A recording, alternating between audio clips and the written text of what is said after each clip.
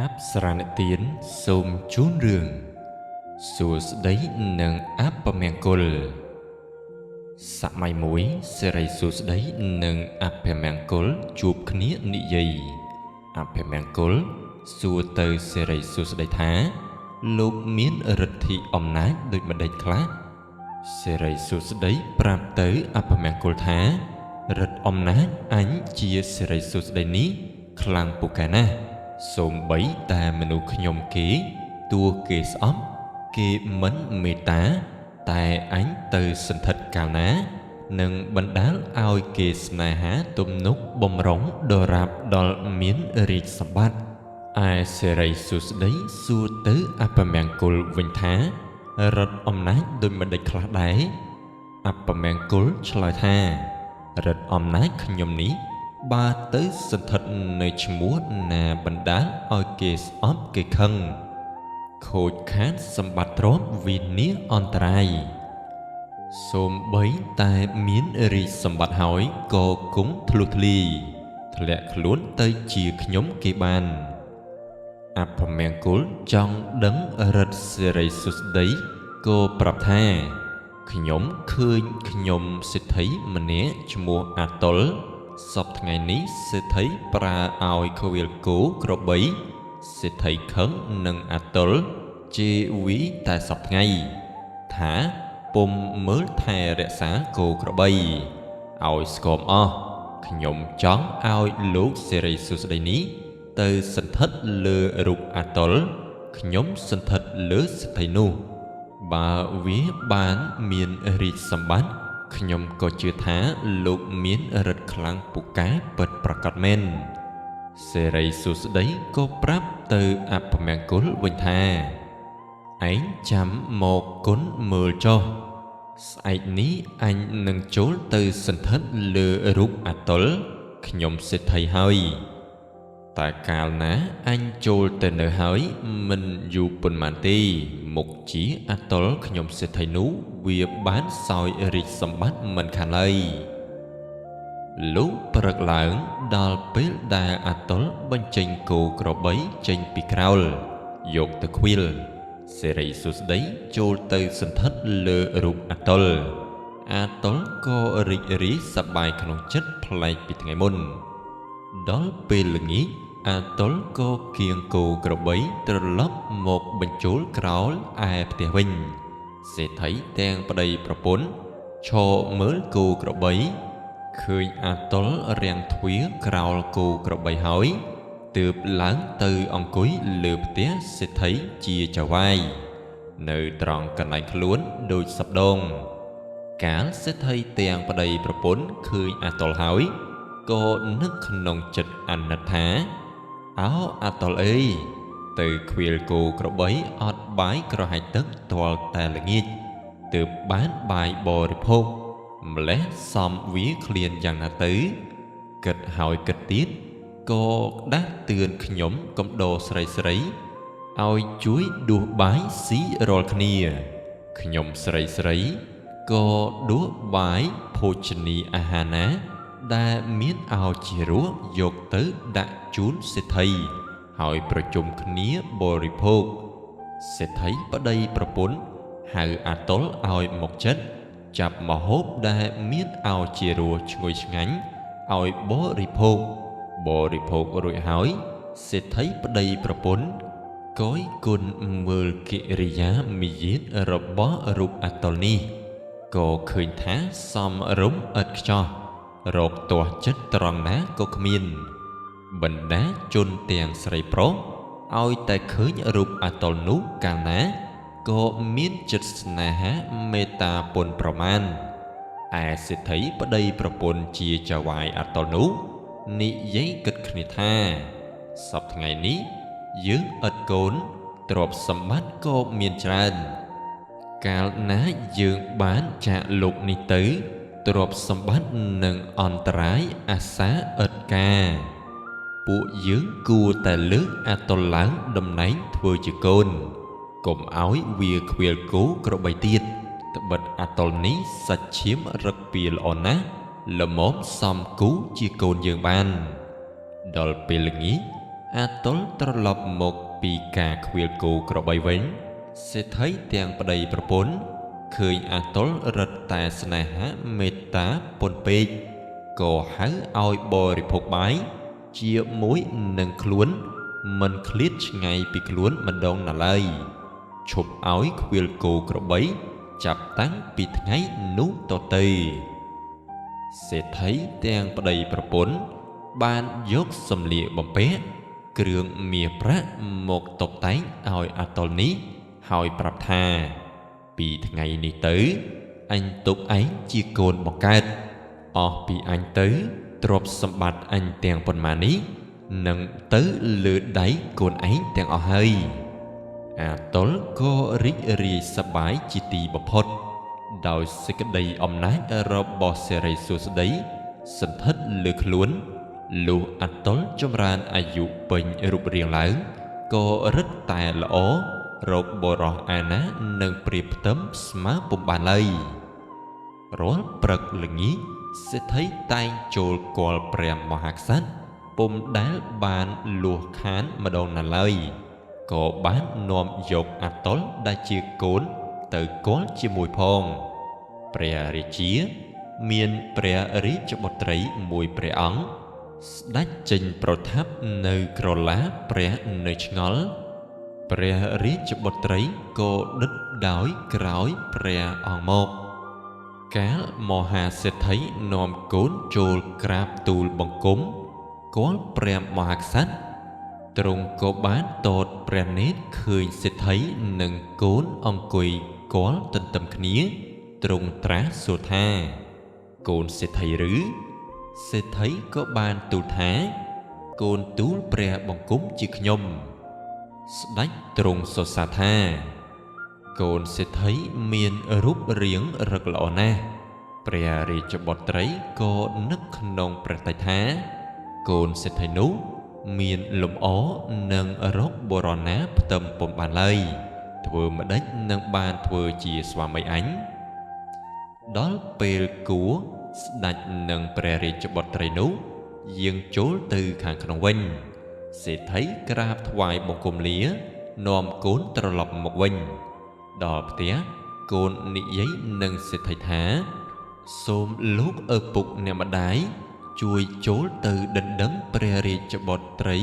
ស្ដេចឲ្យខ្ញុំផងត្បិតកាលខ្ញុំចូលទៅគាល់ជាមួយនឹងលោកឪពុកនោះខ្ញុំបានឃើញច្បាស់ព្រះរាជបុត្រីនោះល្អណាស់បើមិនដណ្ដឹងឲ្យខ្ញុំទេខ្ញុំមុខជាស្លាប់ជាជាពុំខានឡើយដោយស្នេហាកូនពេកសេដ្ឋីប្តីប្រពន្ធក៏ប្រថុយខ្លួនរៀបតុមាសប្រាក់ដាក់គ្រឿងបណ្ណាការជាដងវាយសុទ្ធតែពេជ្រនិងមាសពោពេញច្រើនតុលុះព្រឹកឡើងនាំដងវាយនោះទៅរៀបចំក្នុងទីព្រះរាជរោងព្រះមហាក្សត្រស្ដេចទ្រង់ចេញមកឲ្យនិមឺនធំតូចគាល់សេដ្ឋីប្តីប្រពន្ធក្រាបបង្គំទូលថាសូមព្រះរាជដេជៈដង្កល់លើត្បូងសូមទ្រង់ជ្រាបក្រោមល្អងធូលីព្រះបាទសូមទ្រង់ប្រោសព្រះរាជទានព្រះរាជបុត្រីផ្សំនឹងកូនទូលព្រះបង្គំជាខ្ញុំស្ដេចទ្រង់ជ្រាបទ្រង់ក៏បានព្រះរាជអនុញ្ញាតទ្រង់បានចាត់មុខក្រសួងឲ្យរៀបចំព្រះរាជពិធីទ្រង់ក៏បានប្រទានព្រះរាជបុត្រីនិងកូនសេដ្ឋីហើយផ្ទេរទាំងរាជសម្បត្តិឲ្យគ្រប់គ្រងផងលុះបានរាជសម្បត្តិហើយស្ដេចតុលនិងព្រះនាងមហេសីក៏បានប្រកបសេចក្តីសុខឥតទុក្ខាមហាប្រសើររៀងទៅនិយាយពីរឿងអភមង្គលវិញកាលជួបនឹងសិរីសួស្តីក៏ថាលោកសិរីសួស្តីខ្ញុំជឿហើយឃើញថាលោកមានរិទ្ធជួយស្ដេចតុលឲ្យបានរាជសម្បត្តិមែនដូច្នេះលោកចាំមើលរិទ្ធខ្ញុំវិញម្ដង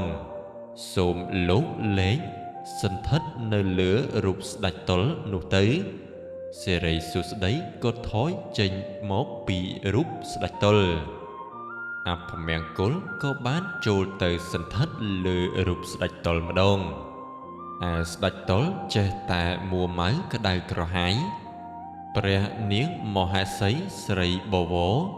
ក៏ពុំសូវយកចិត្តទុកដាក់គោរពប្រតិព័ទ្ធបណ្ដាលចិត្តឲ្យចេះតែខឹងស្អប់ស្ដេចតុលអស់លោកចតុស្ដម្ភទាំងប៉ុន្មានក៏ពុំសូវចូលចិត្តគិតចង់ឲ្យតែព្រះវររាជបិតាក្មេកយករាជសម្បត្តិទៅវិញចំណែកស្ដេចតុលចេះតែក្តៅក្រហាយអន្ទះអន្ទែងចង់ទៅក្រសាលទីទំនប់មាត់បឹងក្រៃពេកក៏បាននាំព្រះនាងព្រះមហេសីស្រីបវរចេញទៅលុះទៅដល់ក៏ឲ្យធ្វើព្រះពន្លាស្នាក់ក្រសាលនៅទីមាត់បឹងនោះឮតែស័ព្ទសូរសំឡេងគោក្របីស្ដេចតុលក៏បាននឹករលឹកខ្លួនកាលនៅជាខ្ញុំមហាសេដ្ឋីដែលគេប្រើឲ្យខ្វៀលក្របីហើយក៏ទ្រង់បានព្រះកន្សែងខ្សឹបខ្សួលព្រះនាងមហេសីសួរថាព្រះអង្គហេតុអ្វីក៏ទ្រង់ខ្សឹបខ្សួលម្ល៉េះស្ដេចតុលក៏បានប្រាប់ព្រះនាងមហេសីតាមត្រង់ថាលាក់បាំងអីម្ចាស់អូនអើយខ្លួនបងនេះមិនមែនកូនសេដ្ឋីទេ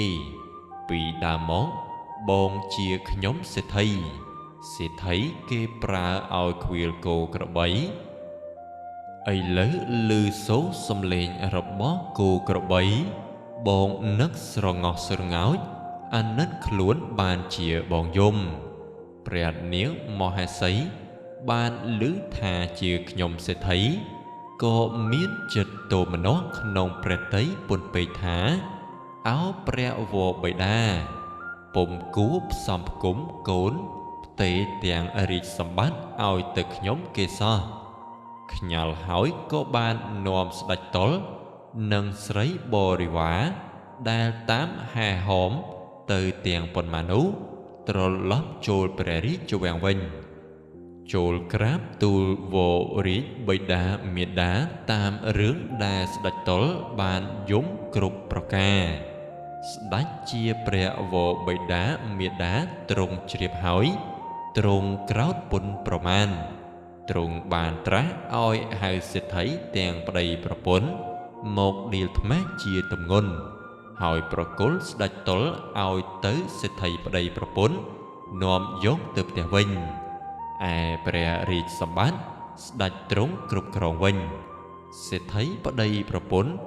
បាននាំអាតុលទៅដល់ផ្ទះហើយជេរវាយថ្មេះដៀលលែងរាប់អានជាកូនឲ្យអាតុលទៅខ្វៀលគោក្របីទុកជាខ្ញុំដូចដើមមាយាទថ្លៃឲ្យយកមាយាទថោកឲ្យវារឿងសួស្តីនិងអពមង្គលបានមកដល់ទីបញ្ចប់សូមអរគុណអប្សរានិទានសូមជូនរឿងសំឡាញ់ពីរនាក់កាលពីព្រេងនេះមានបរិបពីរនាក់ជាសំឡាញ់នឹងគ្នានិយាយសន្យាគ្នាថាកាលបើយើងមានប្រពន្ធហើយឯងក្តីអញក្តីបើមានទ្រព្យសម្បត្តិត្រូវយើងចិញ្ចឹមគ្នាទៅវិញទៅមកសន្យាហើយយូរបន្តិចទៅសម្លាញ់មួយមានប្រពន្ធគ្រប់លក្ខសម្លាញ់មួយវិញទៀតមានប្រពន្ធខាតលក្ខវេលាយប់ចូលដំណេកសម្លាញ់ដែលមានប្រពន្ធគ្រប់លក្ខនោះនិយាយគិតគ្នាប្តីប្រពន្ធថាយើងរកស៊ីអីឲ្យមានឆាប់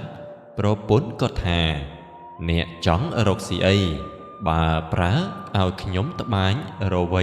លក់ដូរខ្ញុំទទួលតាមមិនហ៊ានតតឹងទាស់ចិត្តអ្នកទេ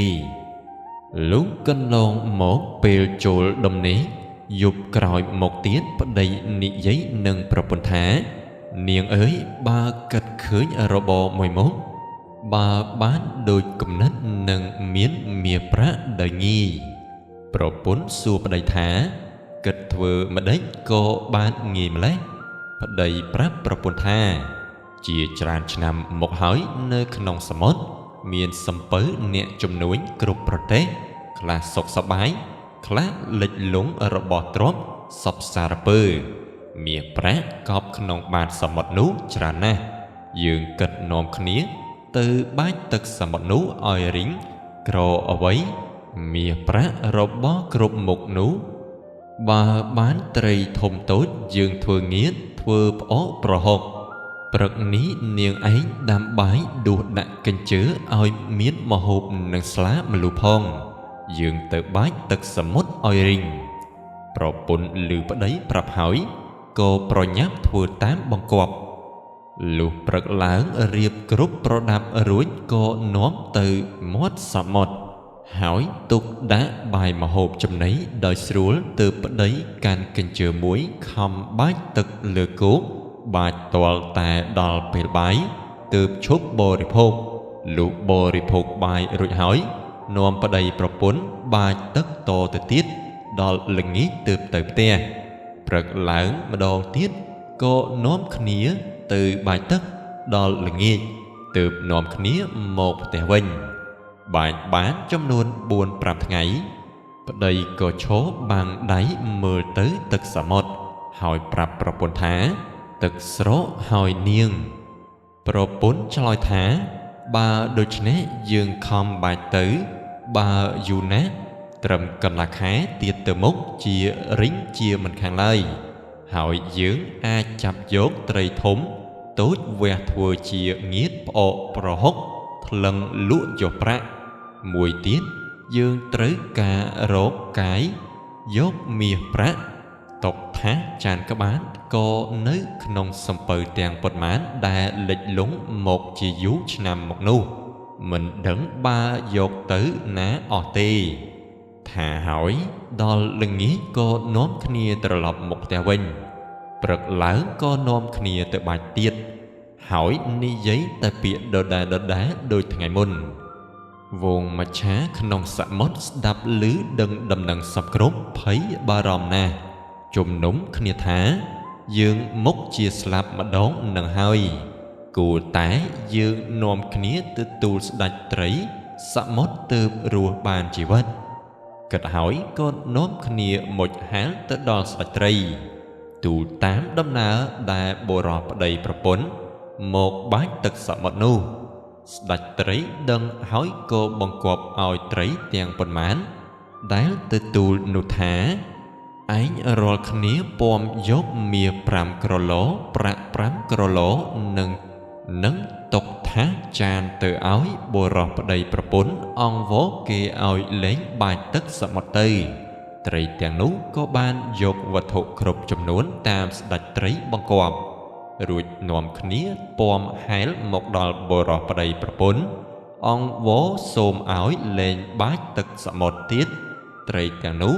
ក៏នាំគ្នាហាមាត់ខ្ជាក់ក្រឡមាសប្រាក់តុកថាចានឲ្យបុរសប្តីប្រពន្ធក៏មានសេចក្តីត្រេកអរពន់ពេកក៏ឈប់លេងបាច់ទឹកពីថ្ងៃនោះទៅក៏បាននាំគ្នាដែលជាប្តីប្រពន្ធនេះរែកទូលជញ្ជូនទៅទុកក្នុងផ្ទះទាំងអស់បុរសប្តីប្រពន្ធមានទ្រព្យសម្បត្តិច្រើនថ្កើងរុងរឿងបានសេចក្តីសុខរៀងទៅឥឡូវនិយាយពីសម្លាញ់ដែលមានប្រពន្ធខាត់លះគាត់ភ្នុកគិតក្នុងចិត្តនឹករលឹកដល់សម្លាញ់ហើយក៏បាននាំប្រពន្ធទៅលេងផ្ទះសម្លាញ់ដែលមានប្រពន្ធគ្រប់លះលុះឡើងដល់លើផ្ទះឃើញគេនៅរាប់អានចាំចិត្តស្និទ្ធដូចពីដើមគាត់គុណមើលរបស់ទ្រព្យប្រដាប់ប្រដាក្នុងផ្ទះគេហើយនឹកក្នុងចិត្តថាពីដើមសម្លាញ់គេមានទ្រព្យសម្បត្តិល្មមគួរសមទេឥឡូវនេះគេរករបរអ្វីទៅក៏មានទ្រព្យសម្បត្តិច្រើនម្ល៉េះគិតហើយក៏ត្អូញប្រាប់សម្លាញ់ដែលមានទ្រព្យសម្បត្តិនោះថាសម្លាញ់អើយអញសពថ្ងៃនេះក្រលំបាកណាស់ចុះសម្លាញ់ឯងរកស៊ីចំនួនអ្វីទៅក៏មានទ្រព្យសម្បត្តិច្រើនម្ល៉េះសម្លាញ់ដែលមានប្រពន្ធគ្រប់លក្ខថាសម្លាញ់អើយ anh rọc xí bài tực sầm mốt tai pi nẹ propon anh pel prật từ plứ propon anh đam bài cột pro đám lụp plứ láng nòm khía từ bài tực sầm mốt lưng nghề trò lấp một tè vén đặt trái thấy bằng quạt trái đã chỉ bò rì vá oi bóm mía prát nâng rọc bó cột mốc oi anh xâm lánh miên propon khát lẹ đằng hỏi có lý xâm lánh đã miên propon cột lẹ kế có oi prát khá dột tới trên chầm chỉ vân lù trò lấp tới đập tè vén pel trôi đầm nấy bồ rò nú có nị giấy nâng propon tha Prật ní ai đam bái bị dốt riệp pro đáp oi miền sập cột plư láng dương nâng nòm khía từ bái tật sạ một oi bán mía prát rò bò tróp đôi sầm là dương lục prật cho bà hỏi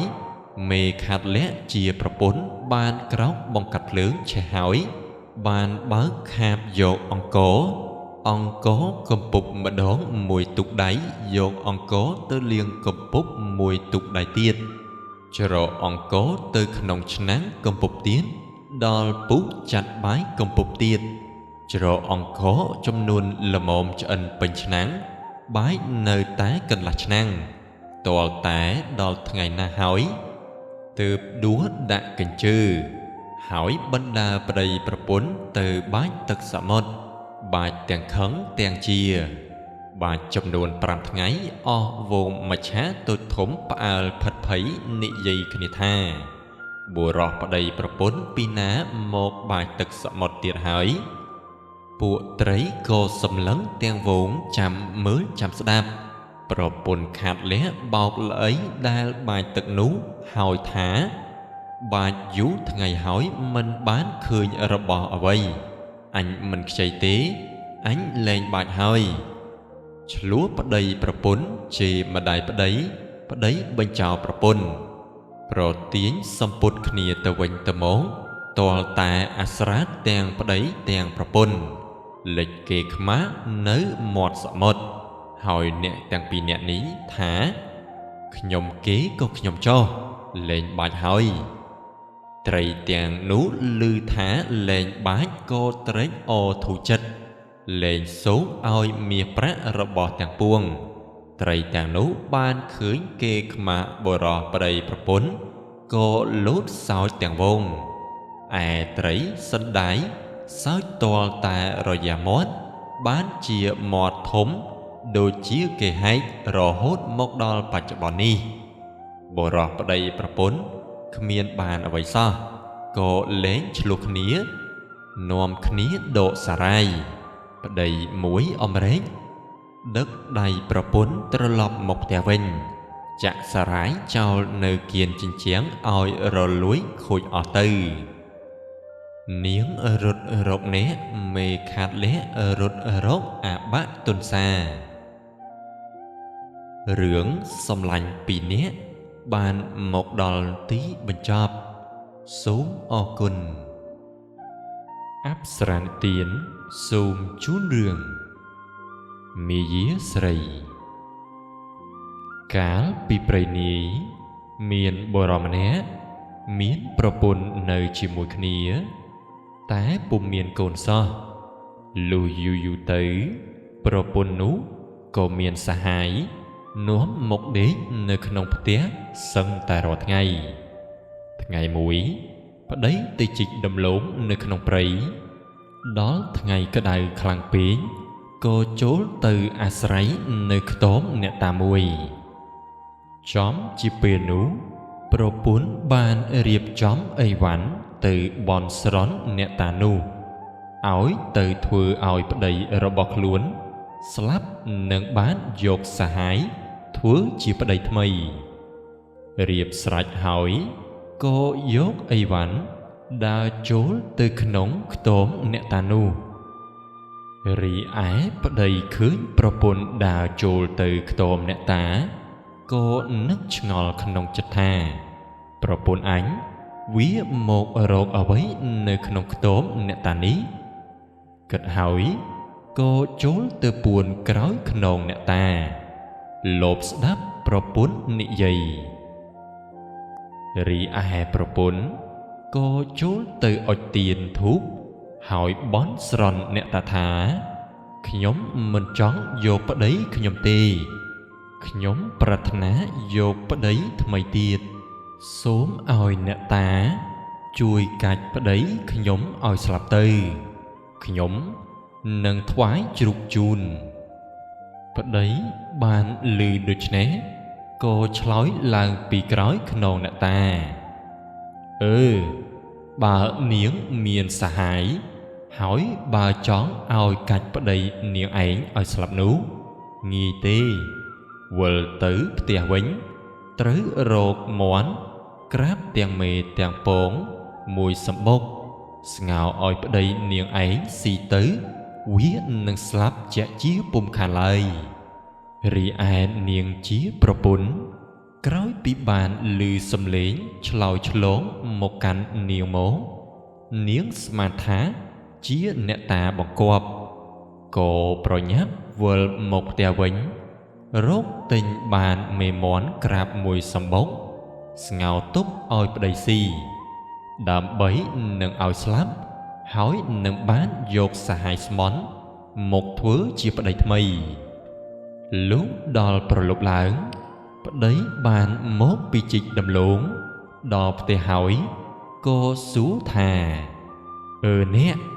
បានអីស៊ីបាយនាងដែលជាប្រពន្ធក៏ឆ្លើយតបមកវិញថាខ្ញុំបានមេនឹងពងមាន់ក្រាបមួយសម្បុកស្ងោរទុកឲ្យអ្នកប្តីក៏តបមកវិញរៀបបាយមកស៊ីប្រពន្ធក៏លើកបាយព្រមទាំងមេនិងពងមាន់ក្រាបមកឲ្យប្តីស៊ីប្តីស៊ីអស់ហើយធ្វើជាឈឺដេកធ្ងោហឺក្រោយពីបានឃើញដូច្នេះហើយនាងជាប្រពន្ធមានអារម្មណ៍ត្រេកអរគិតស្មានថាប្តីឈឺមែនត្រូវនឹងពាក្យអ្នកតាបង្គាប់ហើយត្បិតឮធ្ងោចំណែកឯប្តីក៏ធ្វើជាដេកទៅប្រពន្ធនោះគិតស្មានថាប្តីស្លាប់បាត់ហើយក៏បើកទ្វារនាំយកសហាយស្មន់របស់នាងចូលទៅដេកជាមួយអ្នកទាំងពីរដែលមាននាងប្រពន្ធនិងសហាយស្មន់នេះកំពុងតែអង្គុយនិយាយគ្នាប្តីក៏បានក្រោកឡើងអង្គុយហៅប្រពន្ធមកប្រាប់ថារងាណាចំណែកឯប្រុសសហាយរបស់នាងប្រពន្ធនោះកាលបើឃើញប្តីរបស់នាងងើបក្រោកឡើងអង្គុយដូច្នេះស្ទុះរត់ពុំទាន់ក៏ចូលទៅពួននៅក្នុងពាងដ៏ធំមួយនៅខាងដំណេកសង្ងំចាំប្តីនោះដេកទៅវិញអាងបានខ្លួនចេញពីពាងនោះដើម្បីសាសងជាមួយនឹងនាងប្រពន្ធនោះទៀតបុរសដែលជាប្តីបានឃើញជាសពប្រការហើយតែធ្វើមិនឃើញមិនដឹងប្រាប់ប្រពន្ធថារងាណាឯងទៅដាំទឹកឲ្យគ្នាងូតបន្តិចមកដើម្បីឲ្យខ្ញុំអាលបានស្លាប់ទៅទាំងបិទភ្នែកចិត្តផងនាងដែលជាប្រពន្ធឮថាចង់ស្លាប់ដូច្នេះក៏មានអារម្មណ៍អរខ្លាំងណាស់ត្បិតត្រូវនឹងពាក្យដែលបានបន់ស្រន់ចំពោះអ្នកតាលុះនាងប្រពន្ធក៏បានដាំទឹកពុះហើយប្តីក៏ប្រាប់តបទៅនាងថាទៅដងទឹកត្រជាក់ឲ្យបានមួយក្អមមកយកមកលាយនឹងទឹកក្តៅនេះប្រពន្ធឮប្តីប្រើដូច្នេះក៏យកក្អមចេញទៅដងទឹកប្តីឃើញប្រពន្ធចេញទៅបាត់ក៏ក្រោកឡើងដើរទៅលើកទឹកពុះដែលនាងប្រពន្ធបានដាំរួចរាល់ហើយរួចគេក៏បានយកទឹកពុះនោះចាក់ចូលទៅក្នុងស្រោចលើសហាយដែលនៅក្នុងពាងនោះស្លាប់បាត់ទៅហើយក៏ចូលទៅដេកវិញ បន្ទោធ្វើពុតជាមានជំងឺបន្តទៀតបន្ទាប់ពីបានមួយស្របក់ក្រោយមកនាងដែលជាប្រពន្ធក៏វិលពីដងទឹកវិញមើលទៅឃើញសហាយត្រូវទឹកក្តៅរួញសរសៃដូចគេដកចេញពីពាងមកក៏អោនខ្សឹបថាណែមិនក៏មិនអោនចូលឲ្យជ្រៅទៅប្រយ័ត្នប្តីខ្ញុំឃើញអ្នកនាងដែលជាប្រពន្ធនេះនិយាយទៅកាន់សហាយតែសហាយមិនបានឆ្លើយតបមកនាងអ្វីនោះឡើយនាងប្រពន្ធនោះក៏យកដៃទៅចាប់ជ្រមុជទៅត្រូវស្លឹកត្រចៀករលេះជ្រូទាំងសក់មើលបានដឹងថាប្តីបានស្រោចទឹកក្តៅសម្លាប់សហាយទៅហើយក៏ពុំស្ដីយកគម្របពាងមកគ្របហើយយកទឹកឲ្យប្តីងូតរីឯប្តីក៏មិនស្ដីក៏មិនងូតទឹកអ្វីដែររួចក៏ប្រាប់ប្រពន្ធថាអញគ្រាន់បើហើយរួចក៏ហៅប្រពន្ធចូលទៅដេកទៅលុះព្រឹកព្រលឹមឡើងនាងដែលជាប្រពន្ធនោះពុំដឹងបើគិតដូចម្ដេចនឹងយកខ្មោចឲ្យរួចផុតចេញពីផ្ទះក៏នឹកឃើញថាក្នុងស្រុកនេះមានចៅ4នាក់តែងតែលបលួចអីវ៉ាន់អ្នកផងសពថ្ងៃមិនសំចៃដៃឡើយ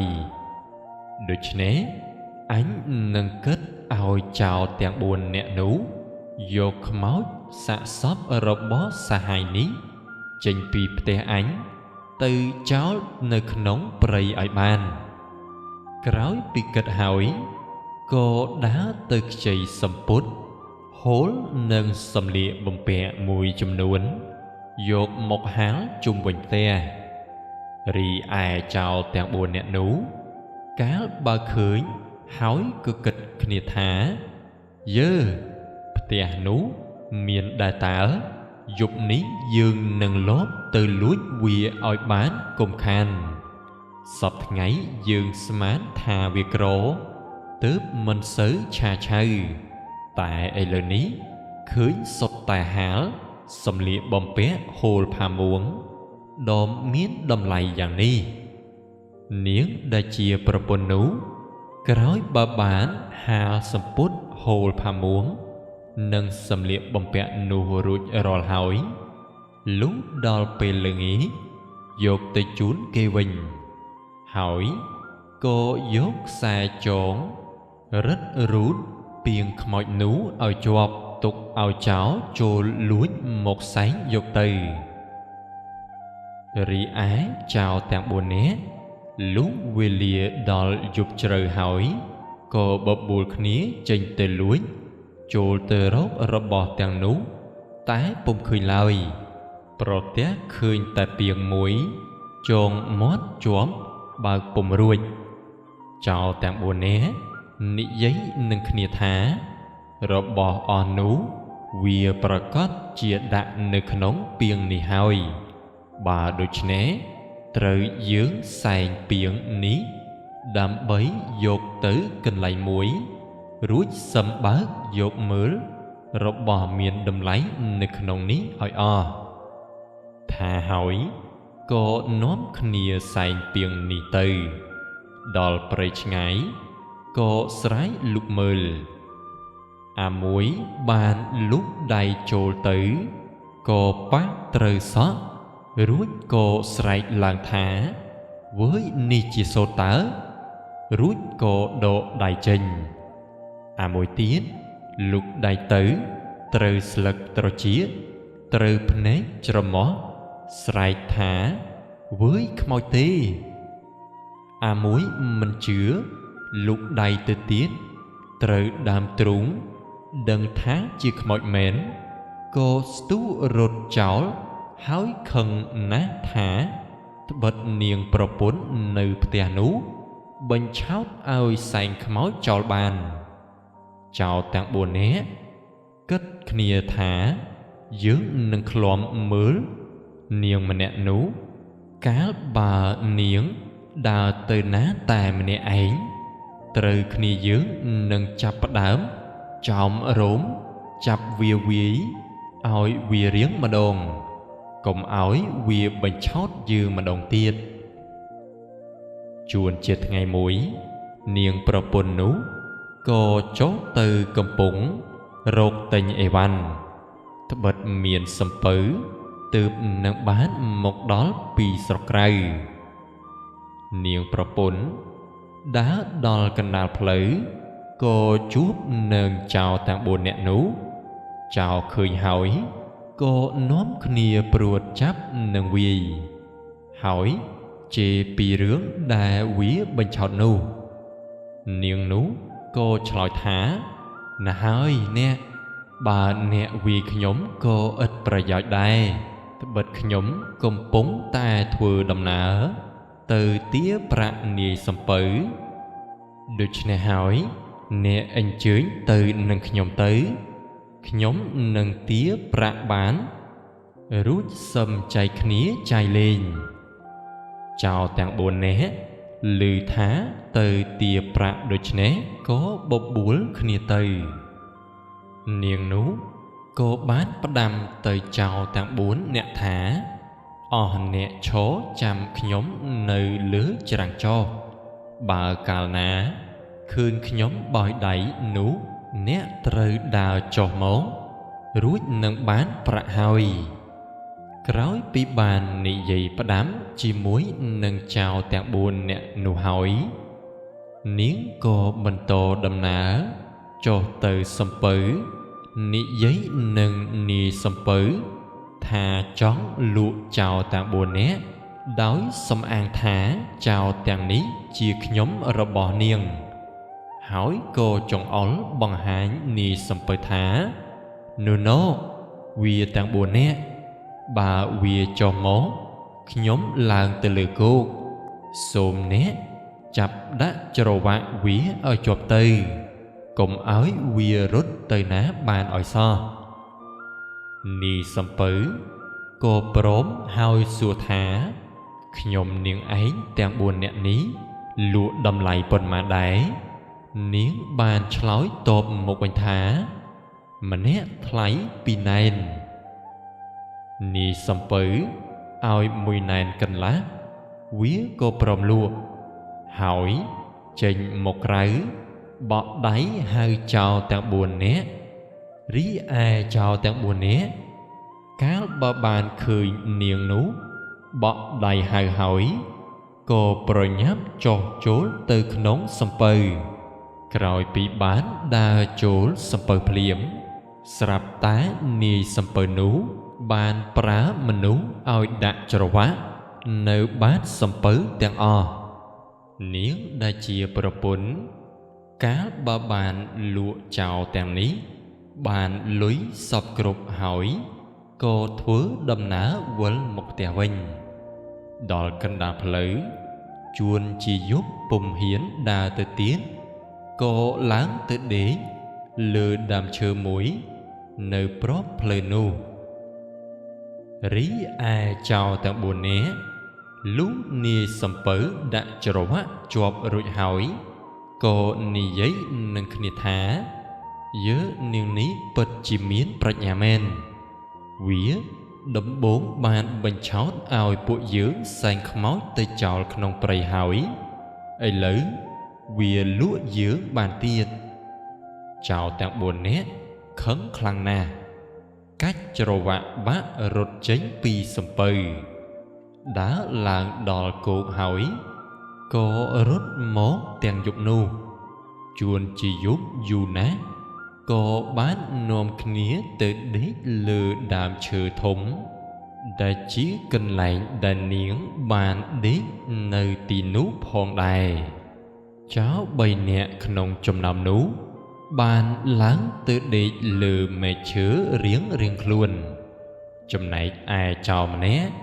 បានឡើងទៅក៏បានជួបនឹងនាងនោះនៅលើចុងឈើ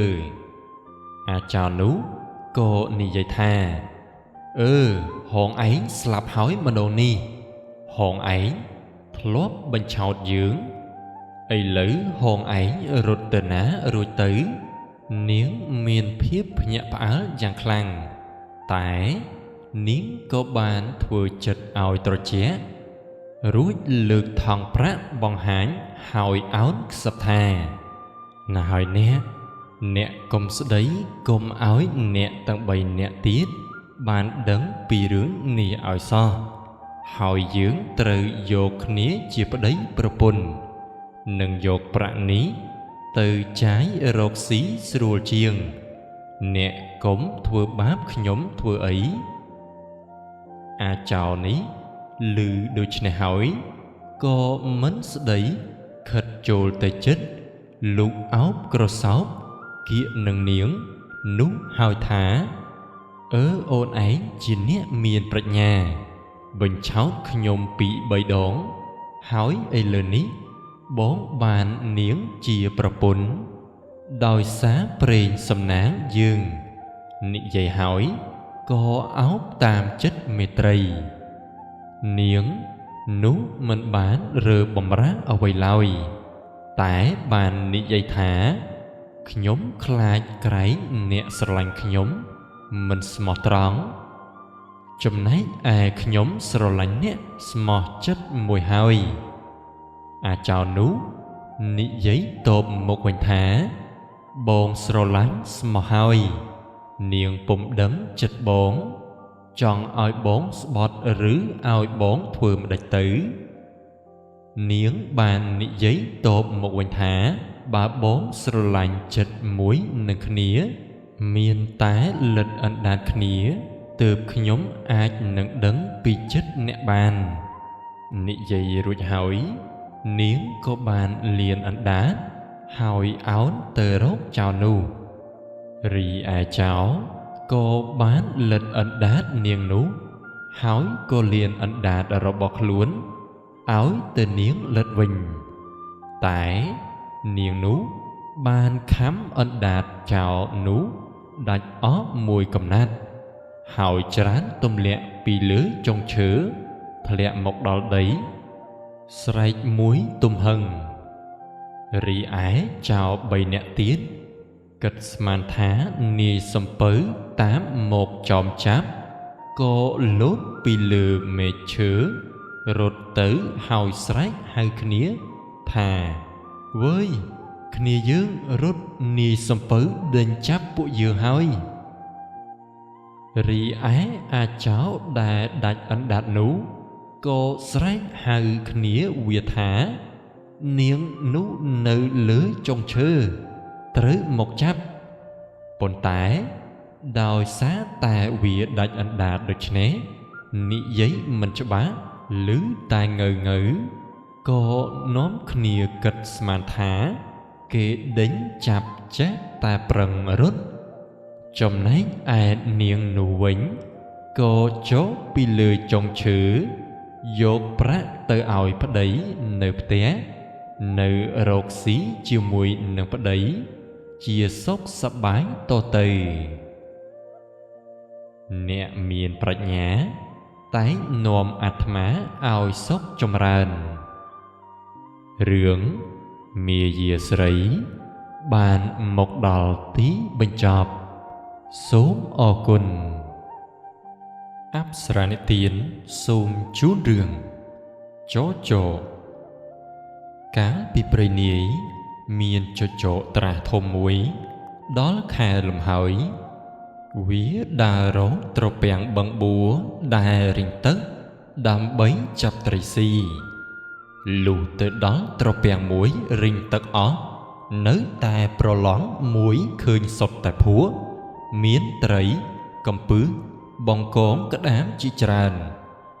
ចោចោឃើញហើយមានចិត្តត្រេកអររីករាយរួចគិតថាថ្ងៃនេះអញមានលៀបធំណាស់ជាលៀបចម្លែកជាងសប្តាហ៍ថ្ងៃនៅក្នុងប្លង់ទឹកនោះផងដែរមានកំពឹសមានប្រាជ្ញាមួយឮចោចោថាដូច្នេះហើយក៏និយាយលួងលោមចោចោថា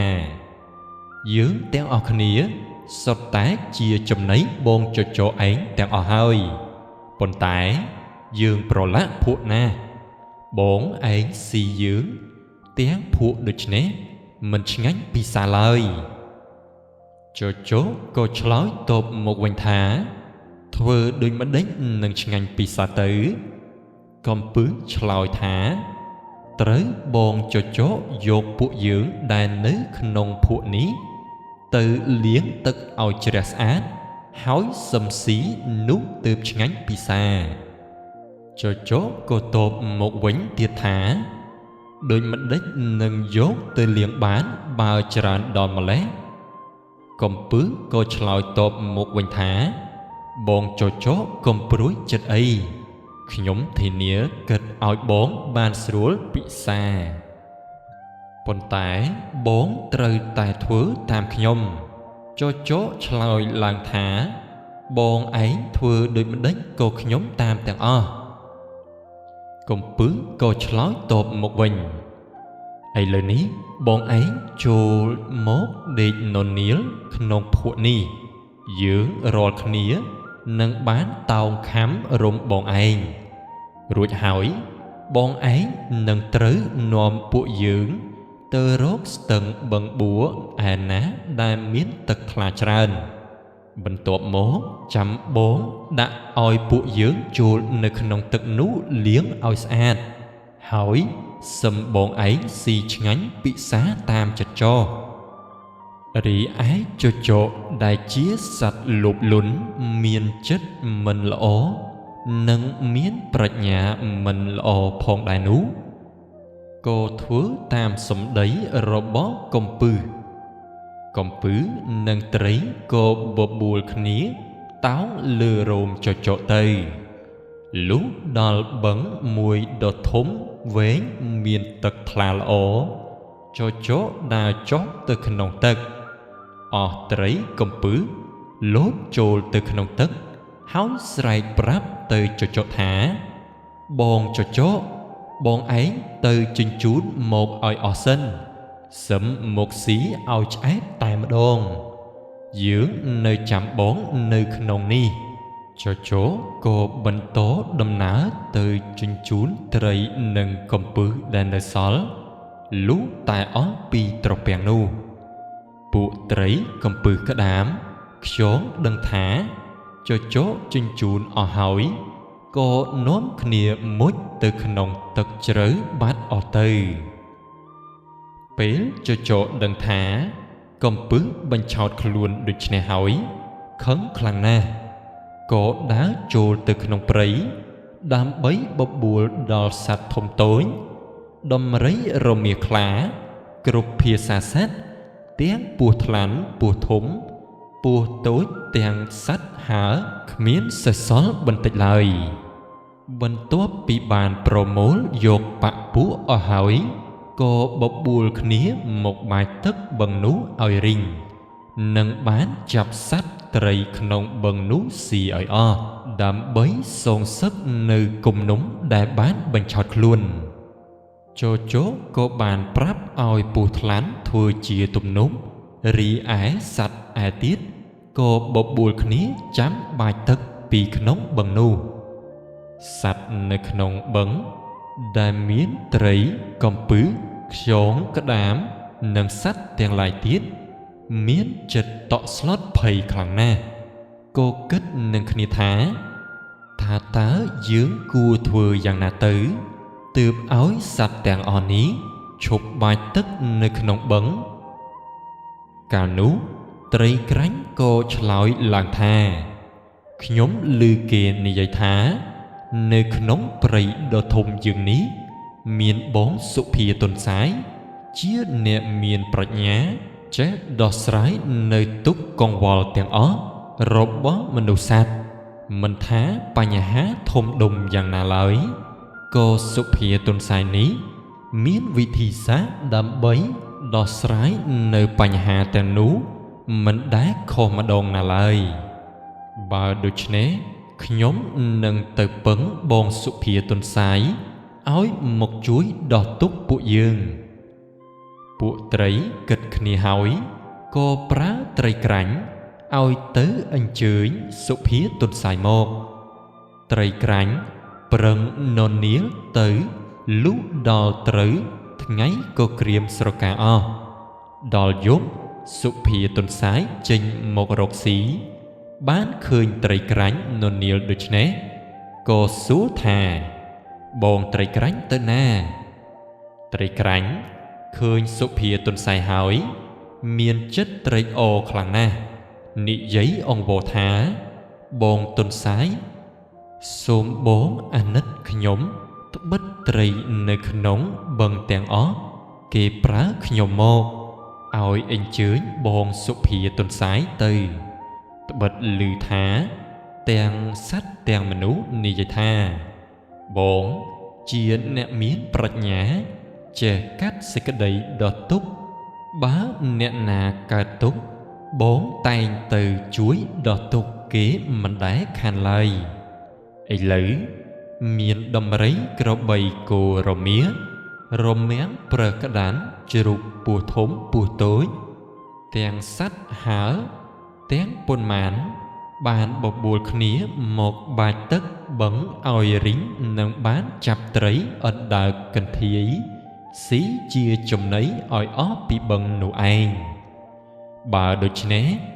បងសុភាទុនសាយអាណិតជួយដល់ទុក្ខបងប្អូនខ្ញុំឲ្យបានរួចផុតពីទុក្ខវេទនានេះផងត្បិតបងនឹងបានល្បីឈ្មោះតទៅអស់យើងនឹងតបគុណបងសុភាទុនសាយឯងមិនភ្លេចគុណដរាបអស់ជីវិតរីឯទុនសាយក្រោយពីបានឮត្រីក្រាញ់និយាយអង្វរដូច្នេះក៏ឆ្លើយតបមកវិញថាបងត្រីក្រាញ់ទៅមុនចុះទៅប្រាប់អស់បងប្អូនកុំឲ្យផិតភ័យចាំខ្ញុំជួយដោះឲ្យរួចកុំមានចិត្តបារម្ភឡើយត្រីក្រាញ់បន្ទាប់ពីបានឮសម្ដីរបស់សុភាទុនសាយរួចហើយនោះក៏មានចិត្តមិនសូវមានការបារម្ភឡើយហើយត្រីក្រាញ់ក៏ត្រឡប់ទៅវិញចំណែកឯសុភាទុនសាយវិញលុះដល់ព្រឹកទើបគេចេញដំណើរទៅមាត់បឹងឃើញអស់សត្វកំពុងតែបាចទឹកក៏យកស្លឹកឈើដែលដង្កូវស៊ីធ្លុះមកធ្វើជាសម្បត្តិរួចស្រែកហៅទៅកាន់សត្វទាំងអស់នោះថាណែបងប្អូនទាំងអស់ចាំស្ដាប់ខ្ញុំត្បិតព្រះឥន្ទលោកឲ្យខ្ញុំនាំសម្បត្តិមកប្រាប់គ្រប់គ្នាថាព្រះឥន្ទលោកនឹងមកកាច់ជើងទ្រំប្រមុំជើងអ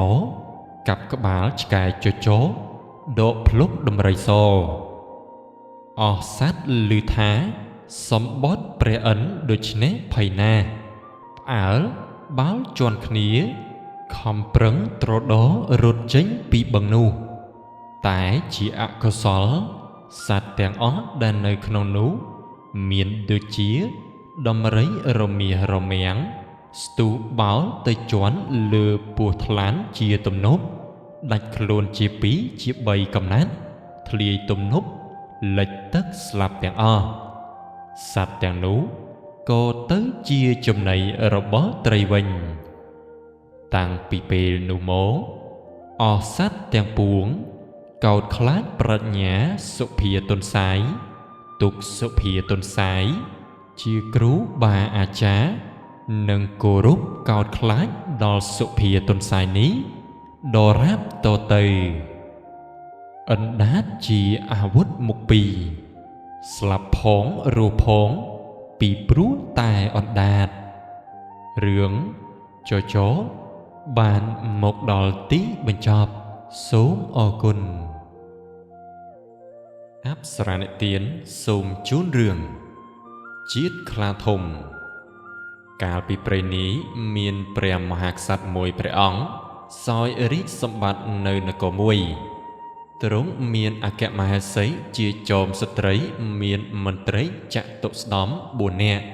មានហារា1នាក់ជាតំណាងព្រះនេត្រព្រះកាព្រះអង្គមានមន្ត្រីនិងស្រីស្នំជារាជបរិវារពេញកិត្តិយសជាម្ចាស់ផែនដី តាមព្រះរាជប្រពៃណីអំពីបុរាណកាលមកប៉ុន្តែព្រះមហាក្សត្រនិងចតុស្ដម្ភទាំង4នាក់ពុំបានរៀនវេទមន្តខាងពិជ័យសង្គ្រាមដោយព្រះរាជាមុនមកឡើយព្រះអង្គទ្រង់តែងតែព្រួយបារម្ភនឹងព្រះរាជនគរជាអនេក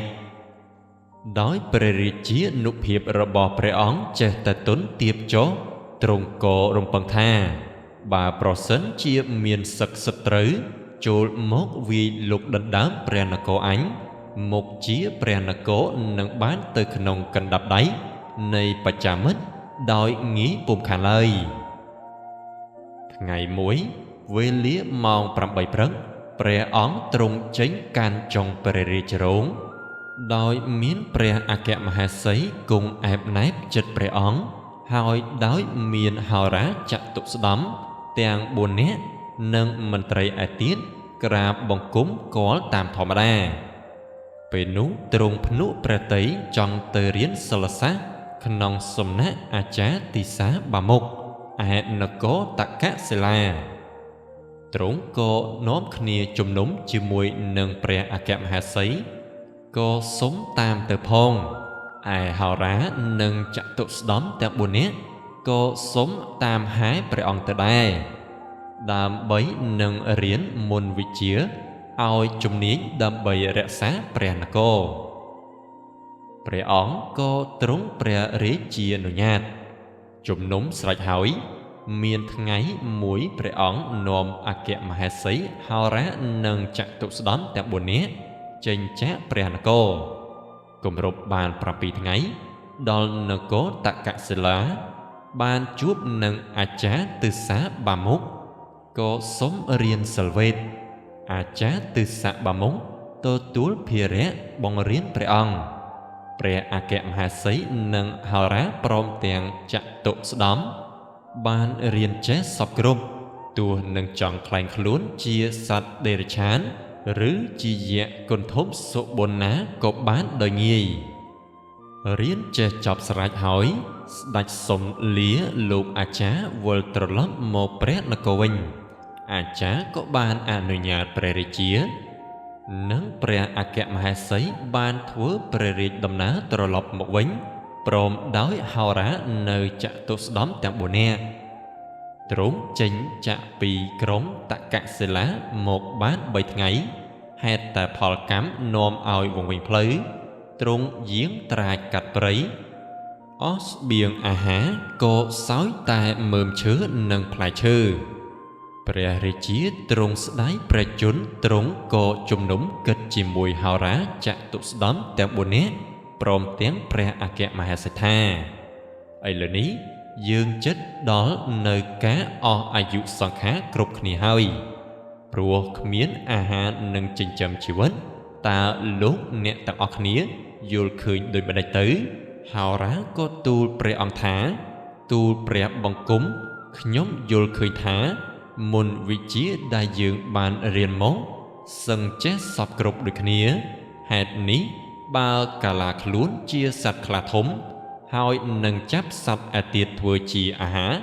ទំរំតែបានទៅដល់ព្រះនគរសឹមកាលាខ្លួនជាមនុស្សវិញក៏បានព្រះរាជាព្រះមហេសីនិងចតុស្ដម្ភក៏ព្រមតាមពាក្យរបស់ហោរា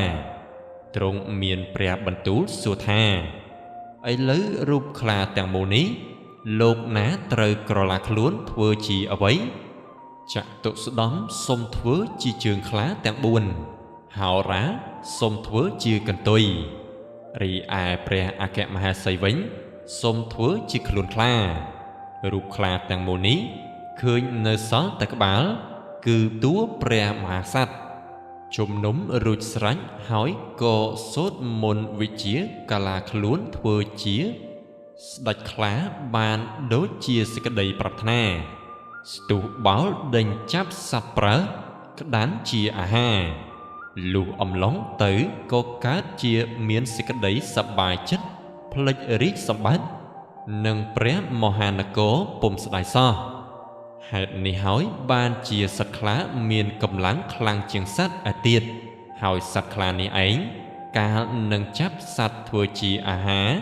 cứ đấng đòi xá ta cần túi chia muốn pro vía chia hào ra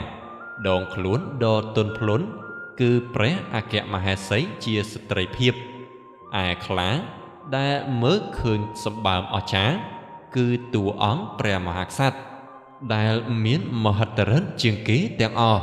ai trường tiếng buồn vĩnh đã miến cầm làng kháng cứ miến cờ trọ mốt cứ chạm tụ đóm tiếng buồn rướng chiết khla thúng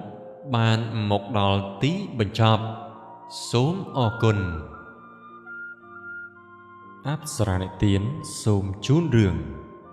mà nụ chót buồn nè cả bị prey ní miền bò rò chót buồn nè prom preng khné đa riêng cái đây lúc đa bàn bần tịch tới chập bàn ăn đặc pram bò rò tàng buồn nè nú có dốt ăn đặc nú một chạy khné đo chạy khné chạy từ vinh từ mốt nơi sò ăn đặc mùi nụ tàng ăn nú mình xúc chất tài riêng luôn có chạy khné mà đòn tiệt chạy từ vinh từ mốt sò ăn đặc mùi đó đai mình đừng thả kết vừa đôi chia mà đại tê bờ rò tàng buồn nẹ nú tòi cầm hết cô on cúi mơ một nĩa vừa phân nấy lây lón nông về liền nú miết bờ rò mà nẹ tiết bàn đà một đó tì nú bờ tàng khơi mà nú tàng buồn nẹ nú cô chó mơ kế chạy ăn đặc nia hỏi bờ rò mà nẹ nú khơi chào đôi chân có sáu hỏi ni giấy nâng bờ rò buồn nẹ nú thà mơ tới nẹ đối chia mình sới pro sập so bờ rò tẹt buồn né còn tè lưới sập đầy bồn né cô ni giấy làng thá nè lúc bà lúc che ăn hết một trái ở giường mình tinh bờ rò mà nẹ nú lưới được này hỏi cô đá trôi on cùi chết chập ăn đào pram nú một hỏi rửa mười các bà ăn đào ná đài thùng chiên kế dột mốt trộp on cùi nơi sau ăn đào buồn chạy áo bờ rò buồn nẹ nú muối mà nè bờ rò buồn né cô sốc chất riêng khốn hỏi phụ kê tại ọc nế có ban số kế nụ tha nè mơ tới nế pro hai chỉ chạy cái đấy bờ rò nú chloi tha nhom che bờ rò tại buồn né cô tộp từ vinh thá áo ba nè chạy cái đấy xôm mê tá prap dương hông bờ rò mà nè nú cô chloi làng một vinh tha bà nè trôi chất ở nhom prap trời nét tinh tính tam nhom bờ rò buồn nẹ nú có chloi thá bàn hỏi bờ rò nú có ban prap oi nẹ tạng buồn nẹ nú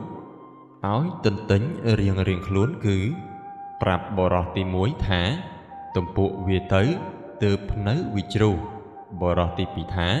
miền pro lái từ tất vi hồ bờ rò tì bấy thà miền sầm rám từ cái vi chu bờ rò tì bốn thá mến từ kỳ tha bờ rò tàng bốn nẹ ní có bán tinh tinh bịa ní che chám cục ní tây hỏi bờ rò buồn nẹ nú có bán nôm khnia từ ngày tới ban đón phùm mùi nâng rốt tia sầm bánh sầm nạ cọc miên lục bần tay tới có bán protea nâng gì trà mềm mại mà nè có ni giấy xôm tia gì trà nú sầm nạ nơi có cô prom ao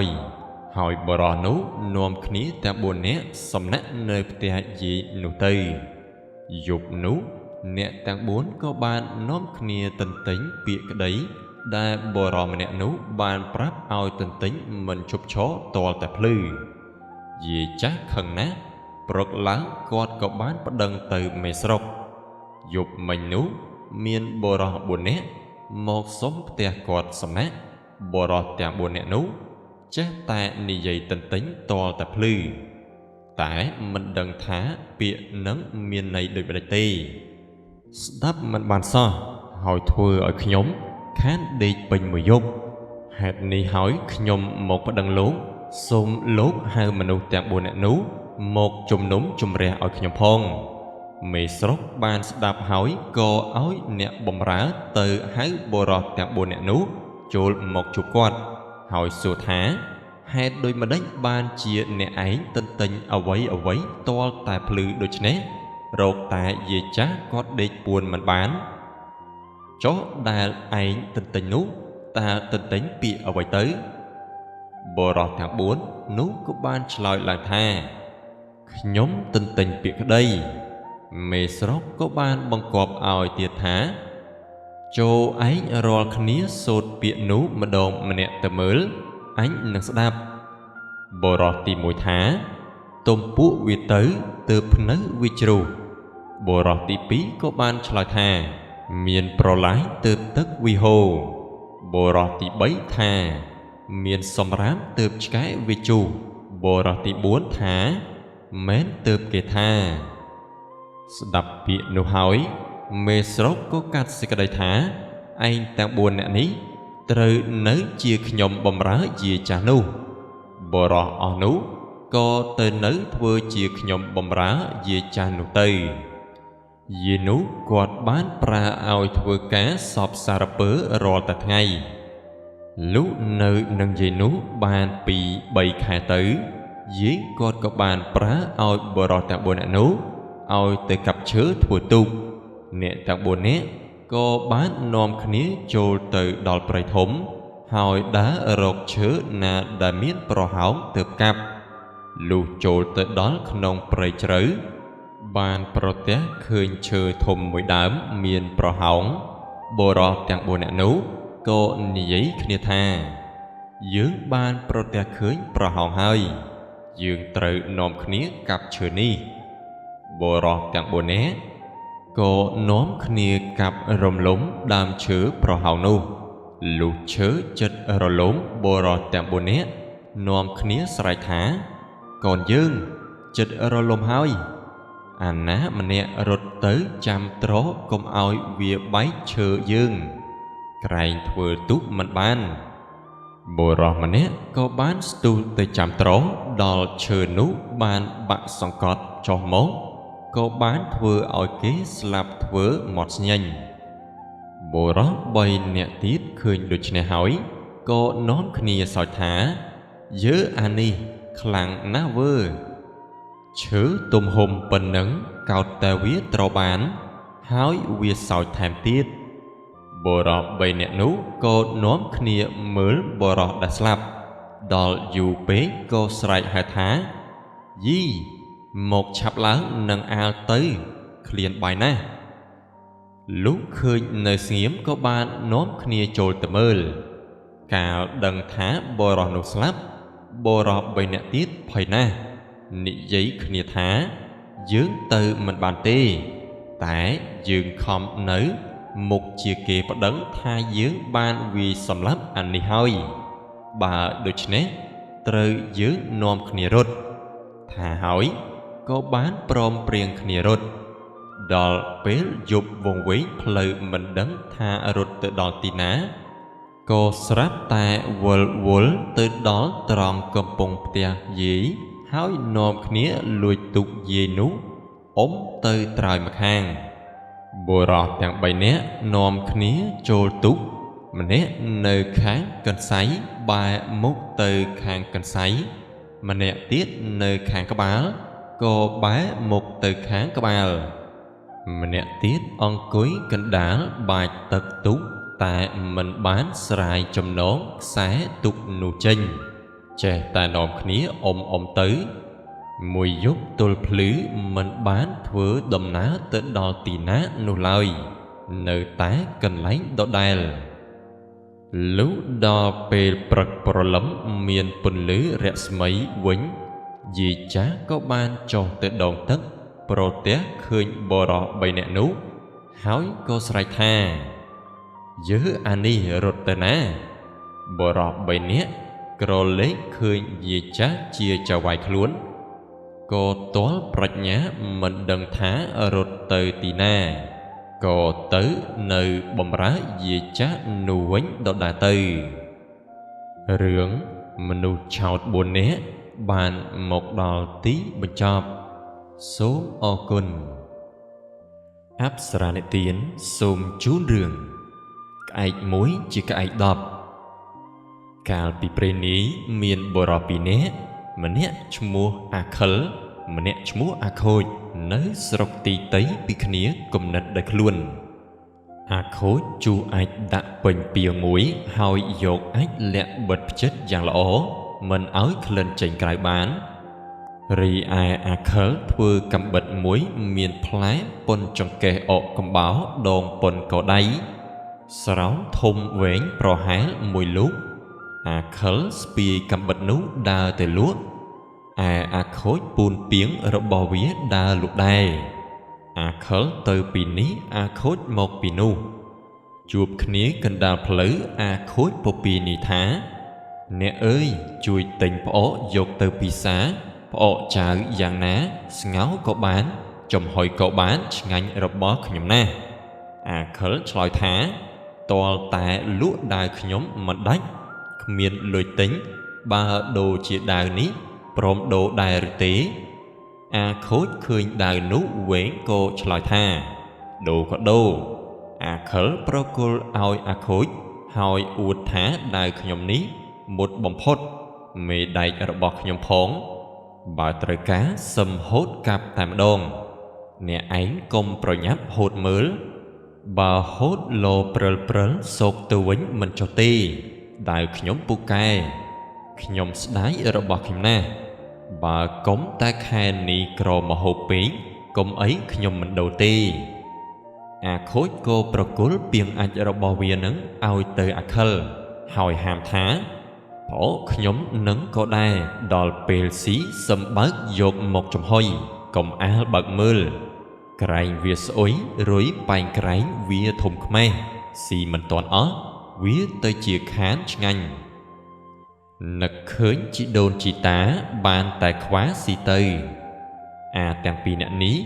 បែកគ្នាទៅដល់ផ្ទះរៀងខ្លួនហើយទឿនប្រពន្ធកូនថាឲ្យទៅដាំបាយទៅអញមានផ្អកប្រពន្ធថាបានផ្អកមកពីណាអាខិលថាដូរដាវគេថាផ្អកចៅគេឆ្ងាញ់ពិសាណាស់ប្រពន្ធក៏អពេញចិត្តនឹកថាប្តីចេះធ្វើកំបិតដូរផ្អកស្ទុះផ្លែតទៅលាងចានដួសបាយហើយក៏កាន់កំបិតយ៉ាងកំរិលក៏កិលទៅចិត្តពីងផ្អកយកកំបិតក៏លាមួកលាក់នោះបើកឡើងហើយលោកខ្វាបានមួយក្តាប់ដាក់ផ្អាប់ទៅនៅក្នុងចានសល់នៅដៃប៉ុន្មានក៏លិតភ្លក់មើលងើបមុខឡើងថាយីផ្អកចៅអីក៏ស្អុយដូចជាលាមួកគ្មានឆ្អឹងនិងសាច់ម៉ត់ផង់យ៉ាងនឹងតើផ្អកត្រីអីប្តីថាក្រែងត្រីពោប្រពន្ធក៏លុកគោរាវកក្បាល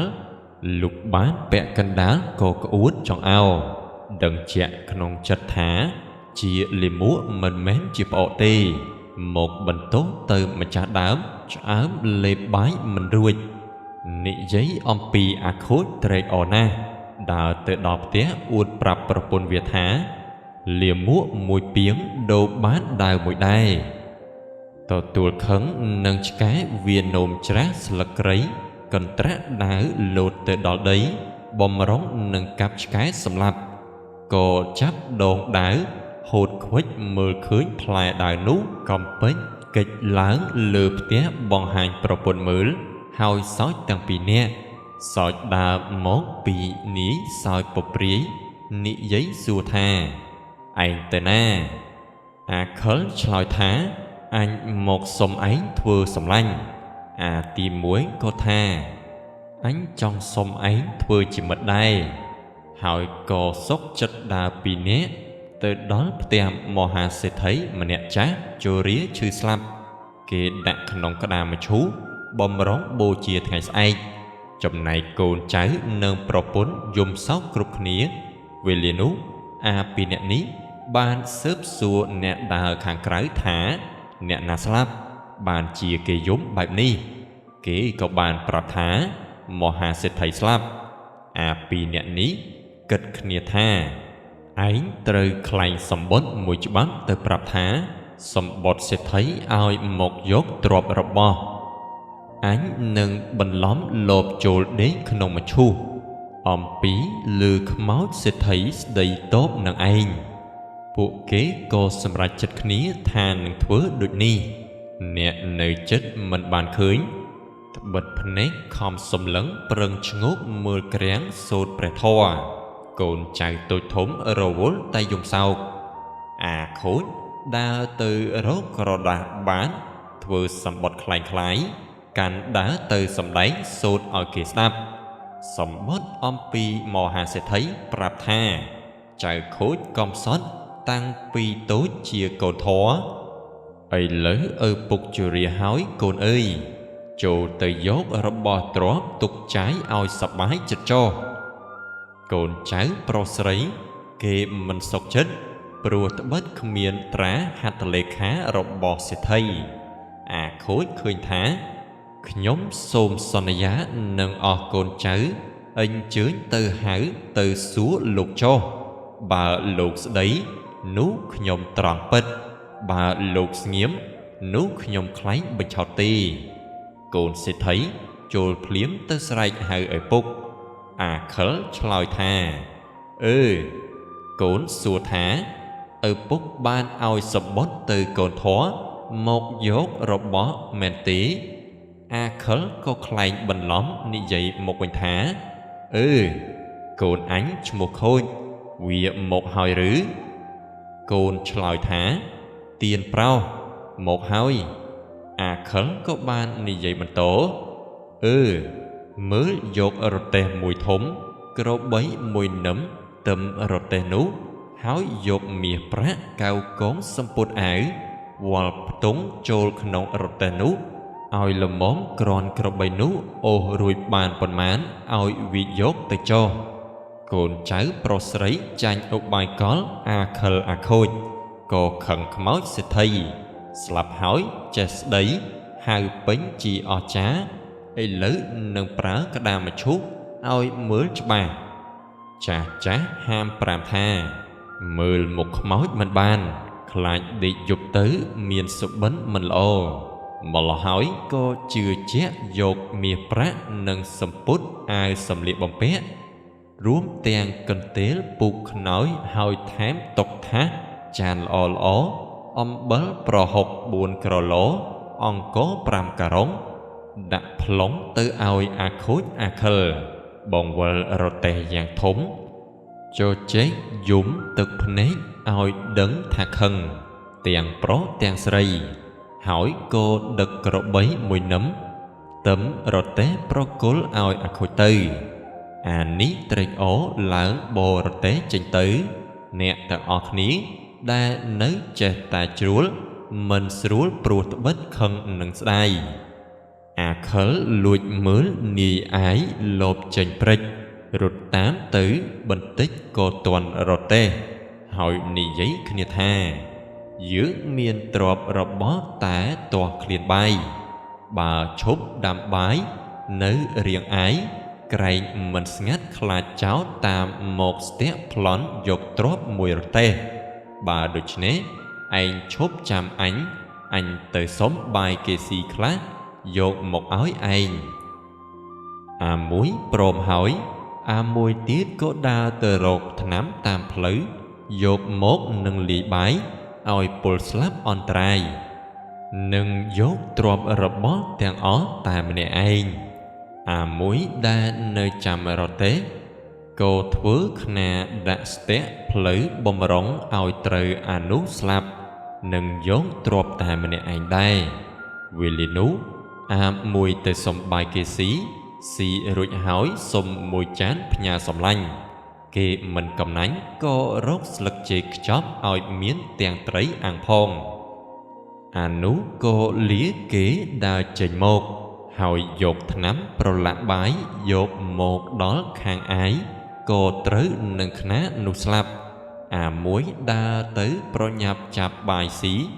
ក៏ត្រូវថ្នាំពឹសពលស្លាប់បន្ទាប់គ្នាឯក្របីនោះ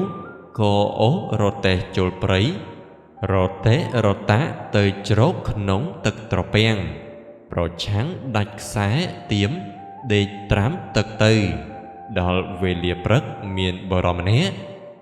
ដើរទៅឃើញទ្រព្យរបស់ទាំងអស់នៅក្នុងព្រៃនឹកម្ដងភ័យនឹកម្ដងអថាឯងអ្នកក្រមិនដែលប្រទះឃើញទ្រព្យដ៏ច្រើនដូច្នេះទេ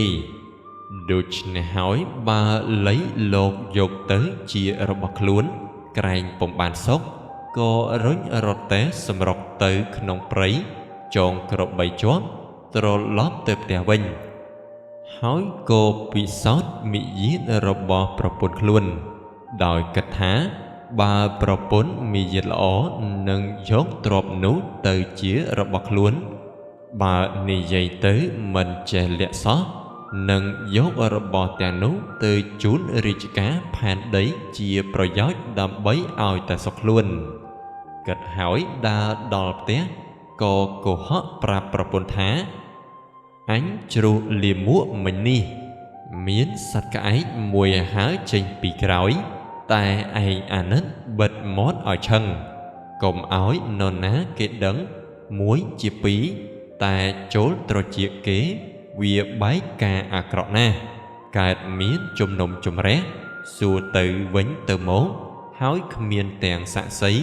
បានដឹងនឹងអាងក្រែងគេយកអញទៅឆ្កាងឬយកទៅដាក់គុកប្រពន្ធមិនលាក់ទុកក៏ដើរទៅប្រាប់គេថាមានក្អែកហើរចេញពីក្រោយខ្នងប្តីអញតែឯងកុំមាត់